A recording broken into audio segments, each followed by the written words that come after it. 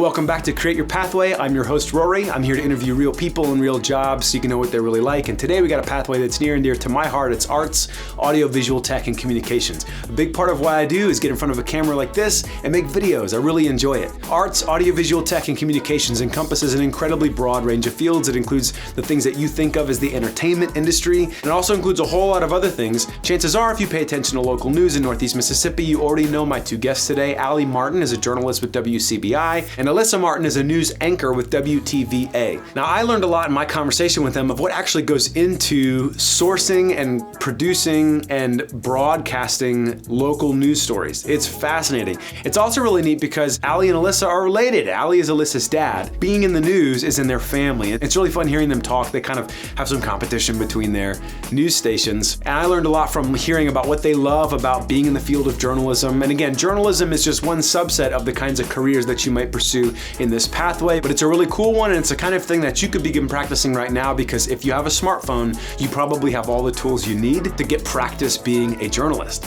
Let's turn now to hear more from Allie and from Alyssa. Hey, Alyssa, Allie, thank you so much for joining me this morning.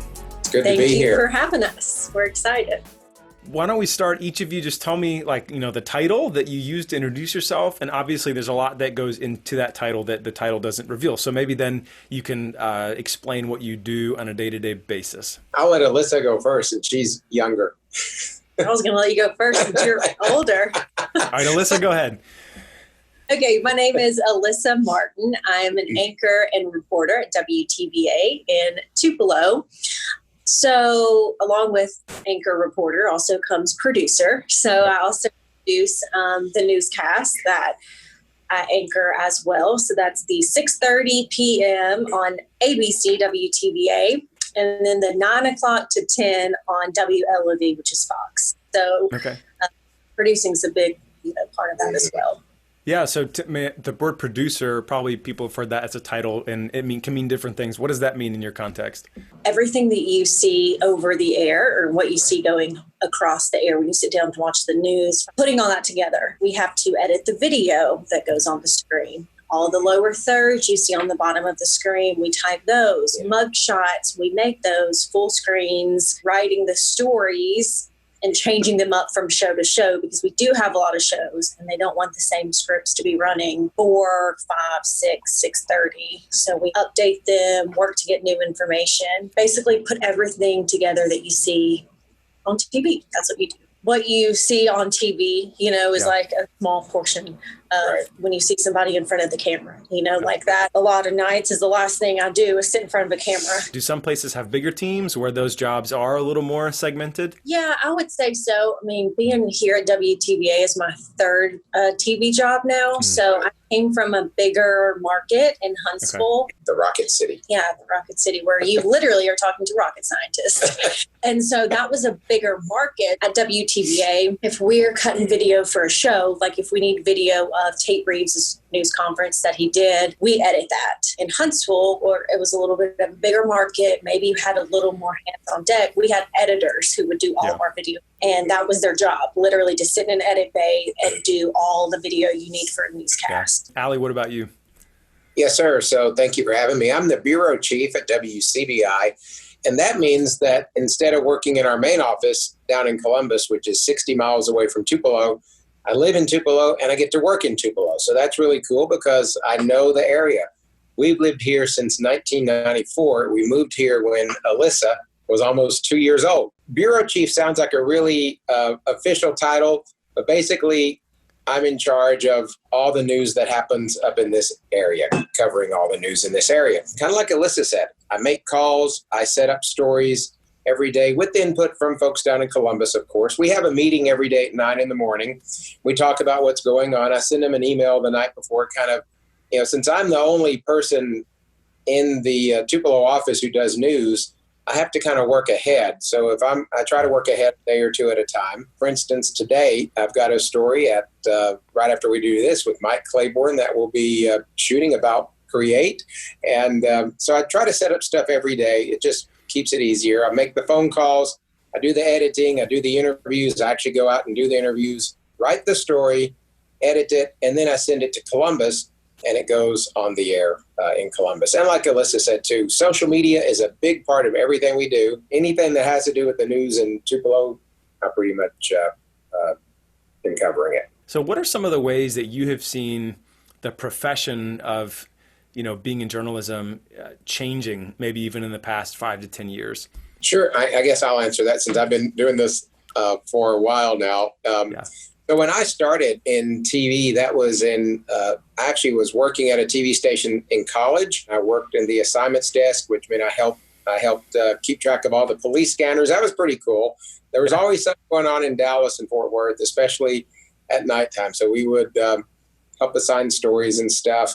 Back then we had videotape. Everything was on videotape. The technology was a lot different, and it would take longer to put your stories together because you had to come back. There was no social media. Now with the technology, even in the last 5 or 6 years, you don't really have to even use the camera that we have at the station. If you don't have a camera, if it's broken, you can use, give me my cell phone there. I was going to say, I've seen you shoot an interview on location straight from your phone. You can use your cell phone, and the video is as good as what you're going to get on the TV camera. Yeah. Which I'm an older guy. I don't understand that, but that's how it works. And we actually have an adapter that we plug in to the little input here, and it goes to our microphone. And so you not only have great video, but you want your audio to sound good too. A lot of times when people do phone interviews, if they don't have the right microphone, you hear all kinds of the stuff going on around you, and you want it to sound and look good too. So yeah, you can do everything right here on the phone and send it in from your phone. It's incredible. Okay, I've only really been doing this for, I guess, like 6 years. But when I first taught her started, everything she knows, and she still got a job. Still not my dream job, actually. But even when I first started, which I actually started at WCBI. That's that was right. where I first worked. You're a news leader. Yeah, but we're number one, so it's a constant fight in our house. Uh-huh. When I first started there, I reported. So we had photographers that would go out with us, a photographer every day. He would go out with me to the story. He would basically shoot the whole thing. I would be responsible for, writing, editing, interviewing, all that. Well, then when I go to Huntsville, I'm like, all right, this is a bigger market, top 80. They don't have photographers. And so it's like, wait, what? That's just an example of, you can move up and go to bigger markets or different stations and whatever, but things are constantly changing, and they expect you to be able to do it all, which you learn in school. So that's important, to be able to know how to shoot, edit, and all of that.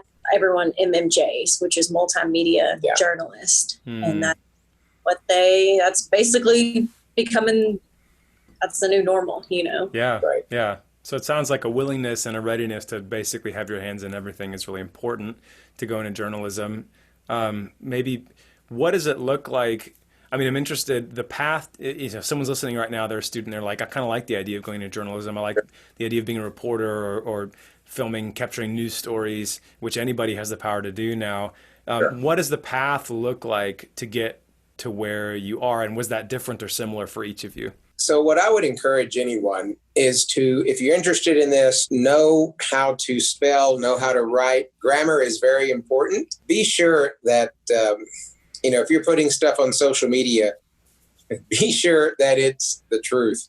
And I can't, that sounds like common sense, but I'm not going to post anything on social media or put a story out there unless I know that it's 100% factual, because your credibility is what you have. But to get there, what I would encourage anyone is to, if you have an interest in it, you have to be interested in current events, know what's going on in your city, in your county, in your state, in the country. There's a lot going on in the country this year. I'm sure y'all know that. We have this thing called coronavirus, COVID-19. Also in November, there's an election coming up. And I'm sure y'all probably have heard about that too. So know about those things. As far as the path to get there, when I took in high school, I was on the newspaper staff. We didn't have a TV production class in high school back in 1984. 10 years ago. Yeah, they didn't in 2 now, though. They have really nice a lot of schools have really nice equipment and stuff. Tupelo has a great setup. But yeah, take those journalism classes in college. I was on the school newspaper. I started out in newspapers, actually, community newspaper. And I think that helped me a lot as far as being able to do interviews and getting the facts right and writing and taking photographs. Back then we would actually have to go out and take, pictures and stuff ourselves. Yeah. But I also took journalism classes in college. And I think the most important thing, though, that helped me as far as getting into TV was getting an internship at a TV station when I was in college. Because a lot of folks who went to school with me in college, they're doing other things. But the internship, you're not going to get paid for it, but you're going to actually be able to work in a TV station, and you'll be able to do as much as you want to do. And I learned a lot there. My dad was in the TV business back in the day, so she's third generation. So I kind of had an interest in it because I would hang out with them. And back then they had the big bulky cameras. If you ever saw the movie Anchorman, that was what my dad did.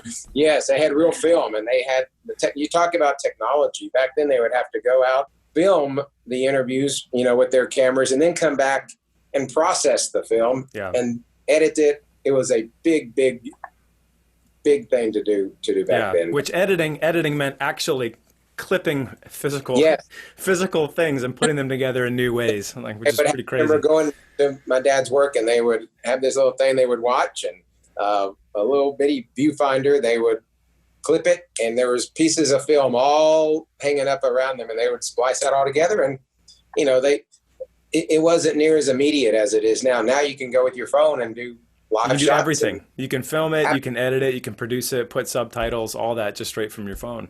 Yes, and it looks great. People make movies on their phones. Yeah. Go figure. Yeah. But internship, I would really encourage folks to get an internship. And if your school has a production class, a video production class or newspaper, get involved in that. Yeah. Alyssa, what about you? Yeah, that's what I was going to say. The biggest thing for me was interning. I have really just grown up around my dad doing TV and having a camera everywhere. Radio.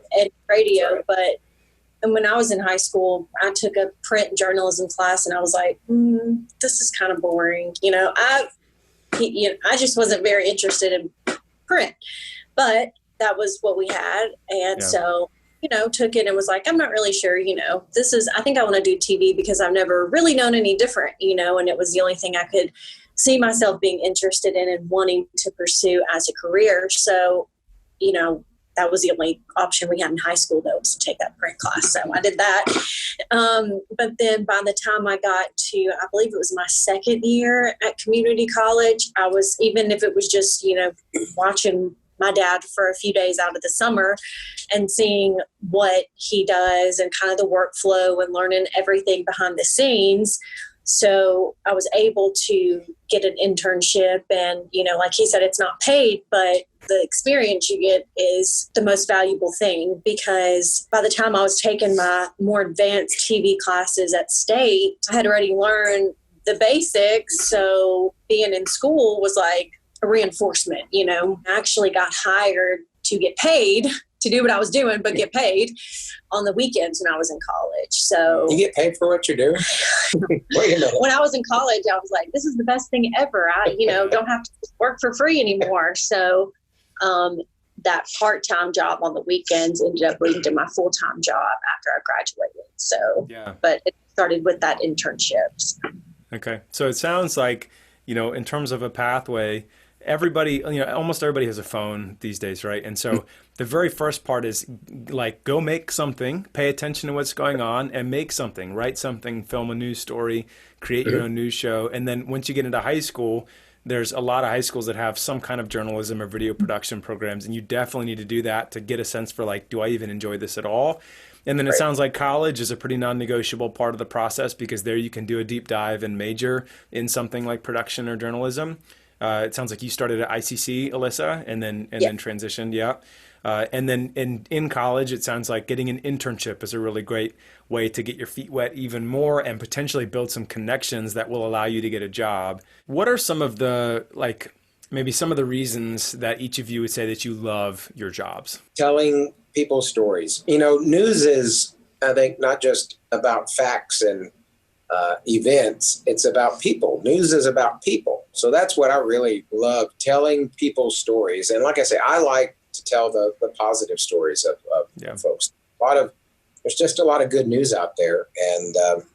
And plus you never know from day to day what you're going to be doing. And I like that.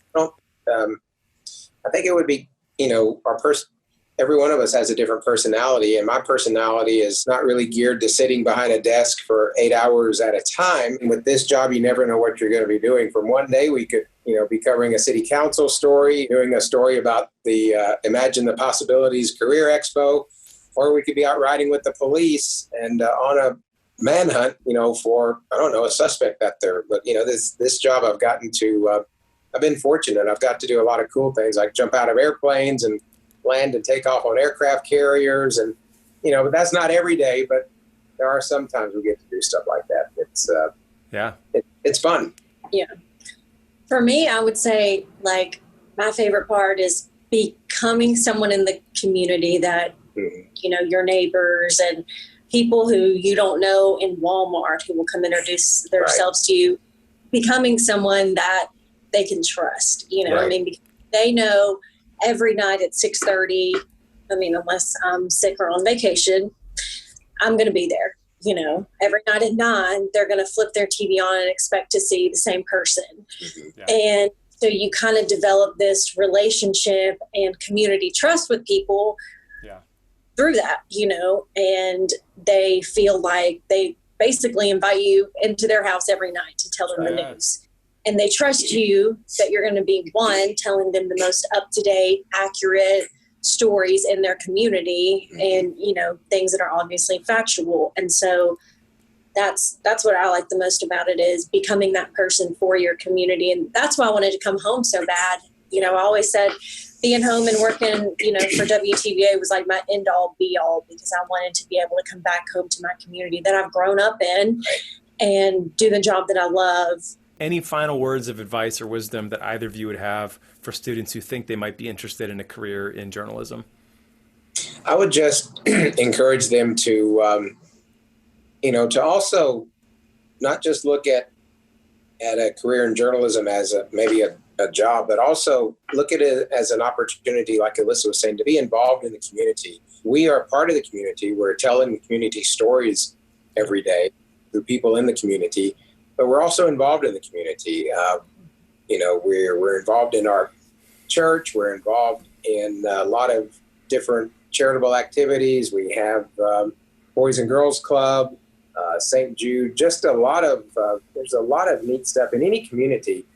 So be sure you're willing to get involved in the community, and you'll build relationships with people, and they'll trust you to tell their stories. Another thing is, maybe you are seeing this and you're like, I'm just not really sure if I want to be, in front of the camera, like talking in front, in front of a camera or reading a teleprompter. Like maybe that's not very appealing to you. Well, there are so many other opportunities, in journalism. Like we have directors who are in the back that are, at our station.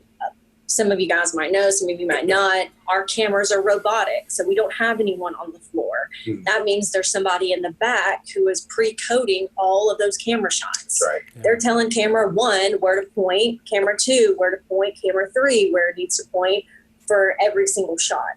Right. That is a huge job, to have.